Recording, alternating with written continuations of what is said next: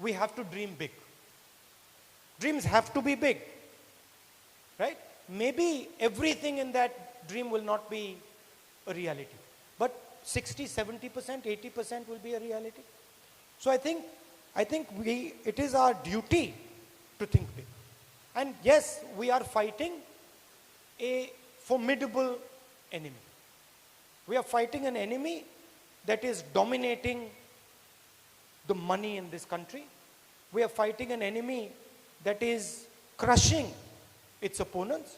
But we have done this before. And we have defeated a much bigger enemy than this new enemy that has come. If you recall, 70 years ago, this country was ruled by the British. Much more powerful than Narendra Modi will ever be. Right? Who is Narendra Modi in comparison to the British Empire? Nobody. And the people of this country sent the British Empire back. Same way, we will send Narendra Modi back to Nagpur.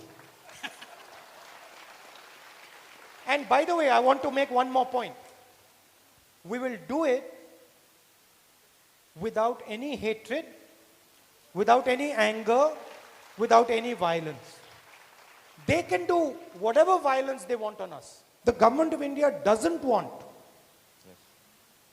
to speak, allow people to speak. Let me give you an example. The government of India says that they represent Hinduism.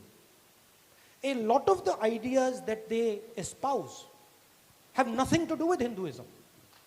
Nowhere in Hinduism does it say insult people, kill people, beat people. There is nowhere in Hinduism where it is said that you have to do this. But they do it.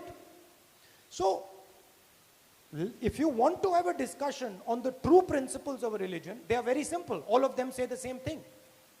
Christianity, Hinduism, Islam, Sikhism, they say the same thing. Treat the other person with respect. Treat the other person with love. Treat the other person with affection. You look at the farm laws, essentially the idea is take what belongs to the farmers, take what belongs to the laborers, take what belongs to the small business, give them to the biggest businesses in the country. So that is what the real issue is.